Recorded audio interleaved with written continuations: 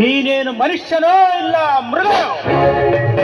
ಸಿರಿತನಕ್ಕೆ ಶರಣಾಗಿ ಮಾರು ಹೋಗೋ ನಿನ್ನ ಈ ಗುಲಾಮಗಿರಿಗೆ ನಾವು ಕೊಡುವ ಮರ್ಯಾದನೆ ತಿಳಿದು ನೀನು ಮಾಡಿರುವ ಈ ಕೃತ್ಯಕ್ಕೆ ನಿನ್ನ ಕುತ್ತಿಗೆ ಕೈ ಹಾಕಿ ಹೊರಗೆ ಹತ್ತಬೇಕಾಗಿತ್ತು.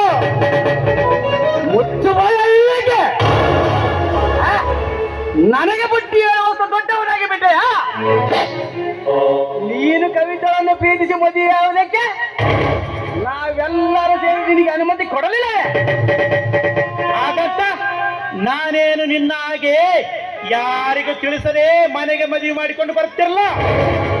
ಅದು ಮೇಲಾಗಿ ನೀನು ಪ್ರೀತಿ ಮಾಡುವುದು ತಪ್ಪಂದು ನಾನು ಹೇಳುತ್ತಿಲ್ಲ. ಯಾರಿಗೂ ತಿಳಿಸದೆ ಮದುವೆ ಮಾಡಿಕೊಂಡು ಬಂದಿರುವ ನೋಡಿ, ಅದು ನೀನು ಮಾಡಿರೋ ತಪ್ಪು. ಅದು ದೊಡ್ಡ ತಪ್ಪು. ಅಂದರೆ ನಿನ್ನ ಪ್ರೀತಿ ನಿನಗೆ ಸಿಗಲವೆಂದ ನನ್ನ ಪ್ರೀತಿಗೆ ಮಣ್ಣು ಹಾಕುತ್ತಿರುವೆಯಾ? ನೀನೇನು ಮನುಷ್ಯನೋ ಇಲ್ಲ ರಾಕ್ಷಸನೋ? ನಾವೆಲ್ಲ ಕವಿತಳದ ಕಳೆದುಕೊಂಡ ದುಃಖದಲ್ಲಿರ್ಬೇಕಾದ್ರೆ ಇವಳನ್ನ ಮದುವೆ ಮಾಡ್ಕೊಂಡು ಬಂದು ನಮ್ಗೆ ಬುದ್ಧಿ ಹೇಳ್ತಾ ಇದೆಯಲ್ಲೋ? ಅಮ್ಮ, ನಾನೇನು ಚಿಕ್ಕ ಮಗ ಅಲ್ಲ. ಎಲ್ಲವನ್ನು ನಿನ್ನೆ ಕೇಳಬೇಕೆಂಬ ಕಾನೂನು ಏನೂ ಇಲ್ಲ. ನನಗೂ ವಯಸ್ಸಾಗಿದೆ. ಮದುವೆ ಎನ್ನುವುದು ನನ್ನ ಹಕ್ಕು. ನನಗೆ ಯಾರ ಅನುಮತಿನೂ ಬೇಕಾಗಿಲ್ಲ. ಮದುವೆಯಾಗಿ ಇನ್ನು 3 ದಿವಸ ಆಗಿಲ್ಲ, ಆಗ್ಲೇ ಹೆಂಡತಿಯ ಗುಲಾಮನಾಗಿ ಹೆತ್ತ ತಾಯಿಗೆ ಅಲ್ಲಿಗಳನ್ನು ಮಾತಾಡ್ತಾ ಇದೀಯ.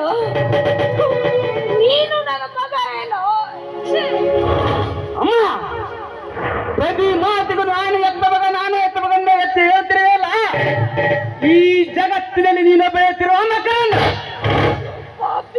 ನನ್ನನ್ನೇನು ಎತ್ತಬೇಕಂತ ಎತ್ತಿಲ್ಲ. ಏನೋ ನಿನ್ನ ಸುಖಕ್ಕೋಸ್ಕರ ಹುಟ್ಟಿದ್ದೇನೆ ಅಷ್ಟೇ.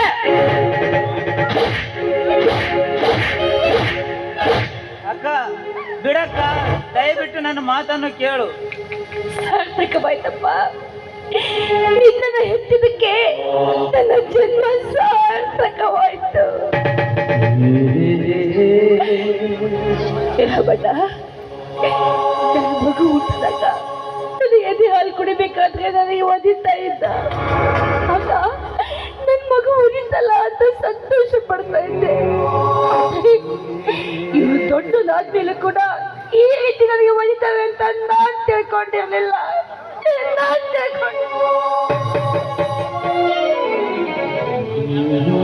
ಸಮಾಧಾನ ಮಾಡಿಕೋ ಅಕ್ಕ, ಸ್ವಲ್ಪ ಸಮಾಧಾನ ಮಾಡಿಕೋ. ಮಕ್ಕಳಂದ ಮೇಲೆ ತಪ್ಪು ಮಾಡುವುದು ಸಹಜ. ಅದನ್ನು ನಾವು ಹಿರಿಯರಾದ ನಾವು ತಿದ್ದಿ ನಡೆಯುವುದೇ ನಮ್ಮ ಕರ್ತವ್ಯ. ನೋಡಿ, ಇದರಲ್ಲಿ ಸಂದೀಪನ ತಪ್ಪೇನೂ ಇಲ್ಲ. ತಪ್ಪೆಲ್ಲ ನದ್ದೆ. ಈ ನಿಮ್ಮ ತುಂಬಿದ ಸಂಸಾರದಲ್ಲಿ ಬಿರುಗಾಳಿಯಾಗಿ ಬಂದವಳೆ ನಾನು. ನನ್ನಿಂದಾಗಿ ಮನೆ ಹುಡುಗಿರ್ಬೇಡ. ನಾನು ಮಾಡಿದ ತಪ್ಪಿಗಾಗಿ ನಾನೇ ಶಿಕ್ಷೆ ಅನುಭವಿಸ್ತೀನಿ.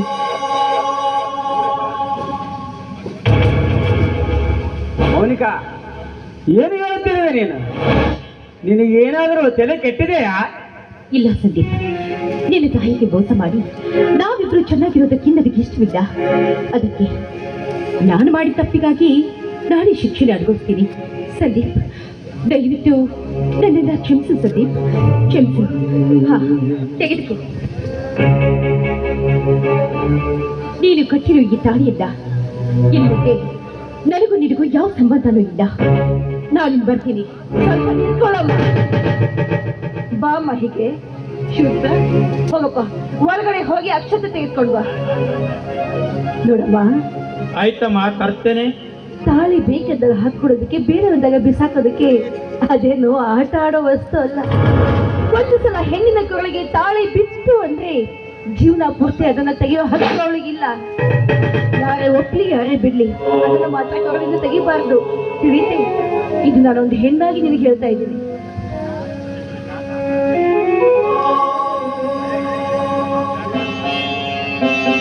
ಅಮ್ಮ, ತೆಗೆದುಕೊಳ್ಳಮ್ಮ ಅಕ್ಷತೆಯನ್ನ.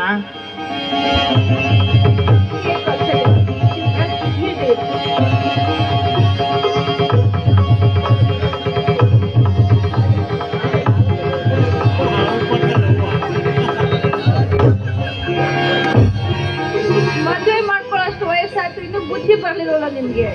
ಕಟ್ಟು ಅವಳ ಕೊರಳಿಗೆ ಮೊದಲು ತಾಳಿ ಕಟ್ಟು. ಅಮ್ಮ ಆ ಕಟ್ಟು ಸಂದೀಪ ಕಟ್ಟು. ಹೇಳ್ದೆ ಕಟ್ಕೊಂಡ್ ಬಂದಿದ್ದೆ ಮತ್ತೆ ಅಮ್ಮ ಅಂತೆ ಅಮ್ಮ.